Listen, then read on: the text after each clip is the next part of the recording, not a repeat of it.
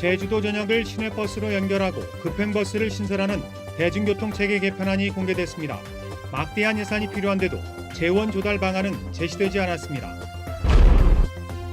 19대 대선 선거전이 중반으로 접어든 가운데 바른정당 유승민 후보의 제주 지역 선거 전략과 공약 실천 방안을 들어봅니다. 해양수사업체들의 부정입찰 의혹과 관련해 수산자원관리공단의 관리 감독이 허술했던 것으로 드러나고 있습니다.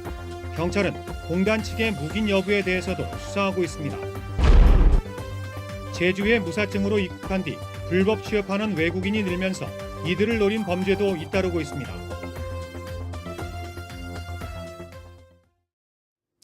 여러분 안녕하십니까? 뉴스데스크 제주입니다. 오는 8월부터 제주 전역이 시내버스로 연결되고 제주공항에서 전 지역을 1시간 안에 갈 수 있는 급행버스가 도입됩니다. 30년 만에 대중교통 체계가 바뀌는 만큼 막대한 예산이 필요하지만 재원 조달 방안은 여전히 불투명한 상황입니다. 박주연 기자입니다. 버스를 타고 여행을 하려는 관광객들이 찾는 시외버스 터미널. 외딴 곳을 가려면 시외버스를 최대 2시간까지 기다려야 하다 보니 관광객들의 불만이 클 수밖에 없습니다. 20-30분 기다렸다라는 거 그게 불편하고요. 또 여기 와가지고도 또 이렇게 또 시간이 또 저는 730번을 뛸 건데 아직 안 오고. 이에 따라 제주도는 오는 8월부터 버스 노선을 4분의 1로 줄여 배차 간격을 절반으로 줄이고 제주공항에서 출발하는 급행버스를 신설하기로 했습니다. 주요 지점에 환승센터를 만들어 버스를 갈아타면 제주도 전역을 1시간 안팎에 다닐 수 있도록 한다는 겁니다. 24개소의 환승 체계를 구축하여 배차 간격을 줄이고 권역 간 노선 연결을 편리하게 함으로써 대중교통 이용의 효율성을 극대화하는 것을. 문제는 막대한 예산이 필요하다는 점입니다. 현재 500대인 버스를 250대나 늘리고 버스 기사를 추가로 고용하면서 버스 요금은 오히려 내리기 때문입니다. 당장 올해 필요한 예산만 400억 원이지만 배정받은 예산은 191억 원에 불과합니다. 한 20%까지 올리면 그나마 세금에서 지출되는 보조금이 상당히 많이 절약이 될 텐데 그렇지 않고 할 경우엔 굉장히 많은 세금이 예산으로 투여되게 되겠죠.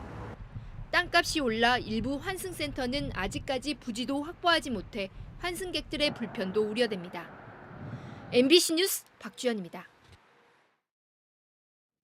제주상공회의소는 제2공항에 조속한 추진을 촉구하는 건의문을 제주도와 국토교통부에 전달했습니다. 제주상인은 제2공항을 일찍 완공하기 위해 동굴조사와 전략환경영향평가를 서둘러 시작하고 개발로 인한 혜택이 주민들에게 돌아갈 수 있도록 제도적 근거를 마련해달라고 건의했습니다. 특히 제2공항 기본계획 수립 용역이 늦어지면서 제주사회에 불만이 표출되고 공군부대 설치와 오름훼손 등 불필요한 오해가 확산되고 있다고 주장했습니다.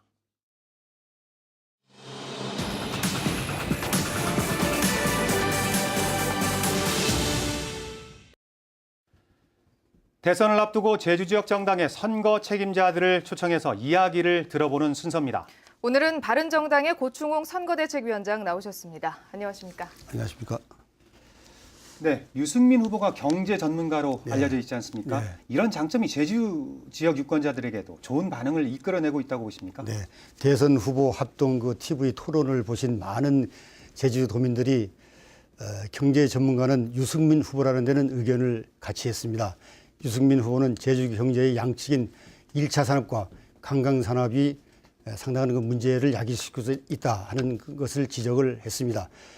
농수물에 대해서는 정부에서 물류비를 50% 지원을 해주고 그렇게 함으로써 농가의 부담을 줄이고 또한 경쟁력을 높일 수 있다고 했습니다. 그리고 관광 산업에 대해서는 교통 문제를 해결하기 위해서 현재 진행 중인 제2공항을 조기에 완공시키고 또한 신항만 건설을 2030년도로 예정하고 있습니다마는 3년을 앞당겨서 준공하도록 하는 정책도 내놨습니다. 네, 유승민 후보의 제주 지역 공약 중에 첫 번째가 글로벌 수준의 지방분권 모델이라고 들었는데 이건 구체적으로 어떤 모델을 말씀하시는 건지 설명 좀 해주시죠. 네, 특별자치도가 된 지 10년이 지나고 있습니다마는 제주도민들은 체감도가 아주 낮습니다. 특별자치도가 돼서 달라진 것이 무엇이냐 하는 그렇게 말하는 도민들이 많은데요. 그래서 특별자치도에 대한 그 지위를 헌법에 명시를 함으로써 고도의 자치권과 재정 특례를 받아오는 그러한 정책도 내놨습니다. 네, 제주가 특별법으로 평화의 섬으로 지정이 돼 있지 않습니까? 네. 그런데 최근 미 해군의 줌월트 제주 배치설 그리고 강정마을 주민들에 대한 구상권 철회 등의 현안이 있습니다. 네. 이 부분에 대한 유승민 후보의 입장은 어떤 겁니까? 평화의 섬에 배치되는 어떠한 사안도 있어서는 안 될 것입니다. 유승민 후보는 강정마을 구상권 철회와 그리고 사법 대상자 사면을 조기에 완결을 해서 대도민 통합을 이루는 그러한 방안을 강구하고 있습니다. 네.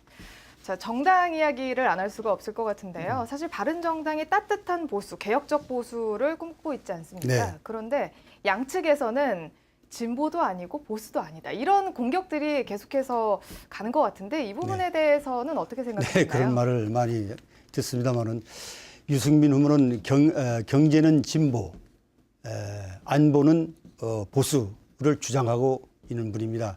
그래서 양측에서는 많은 그 좀 비판을 가하고 있습니다만은 경제를 살리고 안보 위기를 탈출하기 위해서는 이러한 그 논리에 대한 그 얘기는 좀 자제하는 것이 좋지 않은가 이런 생각을 하고 있습니다. 네, 마지막으로 유승민 후보가 이번 대통령 선거에서 대통령이 돼야 하는 이유, 제주 유권자들께 말씀해 주시죠. 이번 선거는 진짜 대통령을 선출하는 선거입니다. 진짜 대통령은 거짓말을 하지 않는 것입니다. 유승민 후보는 참신하고 안보 위기, 경제 위기, 공동체 위기를 해결할 유일한 후보입니다. 공정하고 정의로운 국가를 이끌 유승민 후보를 끝까지 성원과 지지를 해주시기를 부탁을 드리겠습니다. 네, 감사합니다. 오늘 시간 내주셔서 고맙습니다. 네, 감사합니다.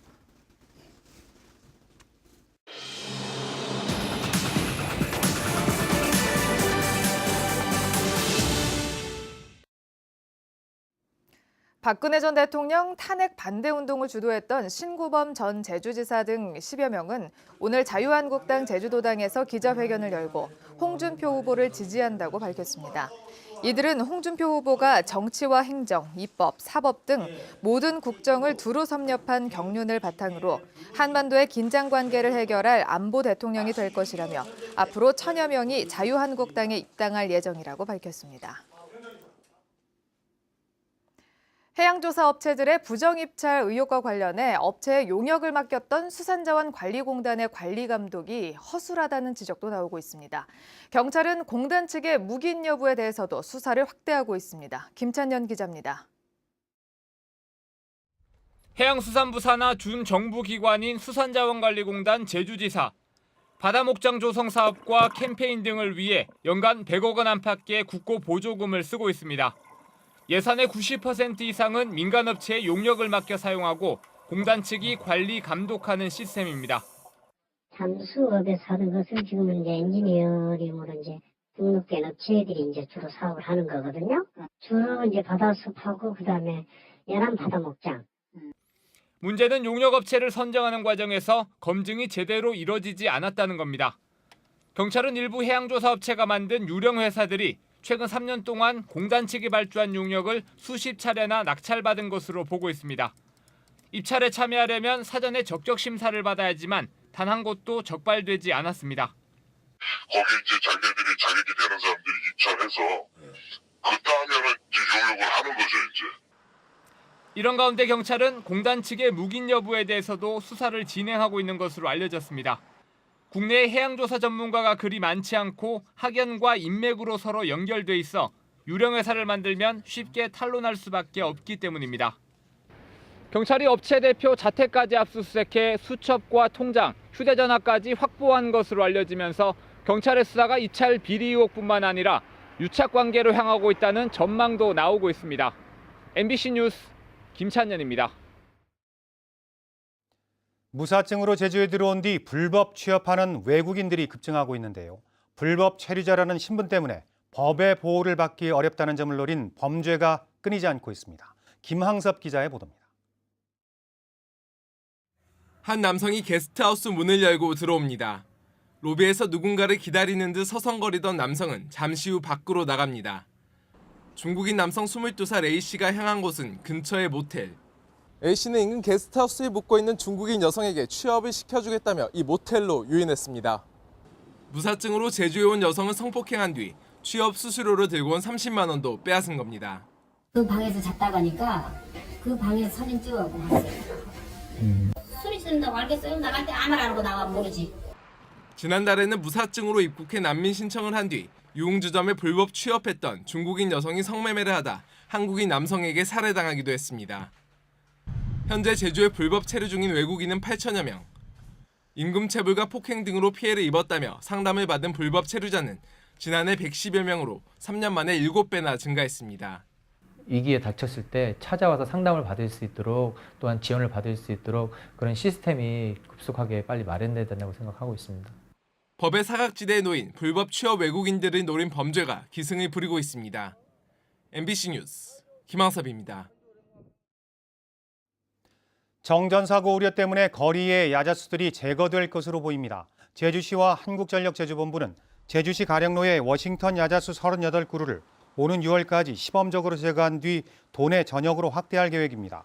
1990년대부터 심어진 도내 야자수는 3,500여 그루에 이르는데 높이가 최대 20m까지 자라면서 고압선에 닿아 정전사고 우려가 높다는 지적이 나오고 있습니다. 전현직 해녀 9,500여 명이 참여하는 사단법인 제주해녀협회가 출범했습니다. 제주해녀협회는 오늘 창립총회 겸 기념식을 열고 회장에 법한어촌계 강예심 씨, 부회장에는 조천어촌계 김영자 씨를 선출했습니다. 해녀협회는 유네스코 무형문화유산 보호협회의 권장에 따라 구성됐고 해녀축제와 국내외 교류, 권익보호, 자긍심 고취를 위한 사업 등을 진행하게 됩니다. 어린이집 보육교사가 상습적으로 언어폭력을 저질렀다는 의혹이 제기돼 경찰이 수사에 나섰습니다. 제주지방경찰청은 제주시 내 어린이집 보육교사가 3살 난 어린이에게 말을 안 들으며 때리겠다며 언어폭력을 행사했다는 부모의 신고를 받고 수사 중이라고 밝혔습니다. 경찰은 어린이집 CCTV 영상 등을 바탕으로 언어폭력이 이루어졌는지 조사하고 있습니다.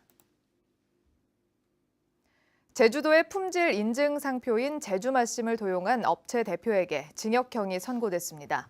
제주지방법원 강재원 판사는 2015년부터 17억 원어치의 비타민 캔디와 건강보조식품을 판매하면서 제주맛심 상표를 도용한 58살 김모 씨에게 징역 8월에 집행유예 2년을 선고했습니다. 김 씨는 2015년부터 연장 승인을 받지 않고 계속해서 제주맛심 상표를 사용하다 적발됐습니다. 상습적으로 무면허 운전을 한 50대에게 실형이 선고됐습니다. 제주지방법원 강재원 판사는 지난 1월 제주시 오등동에서 무면허로 승합차를 운전한 혐의로 기소된 54살 문모 씨에게 징역 4월을 선고했습니다. 뉴스데스크 제주를 마칩니다. 함께해 주신 여러분 고맙습니다.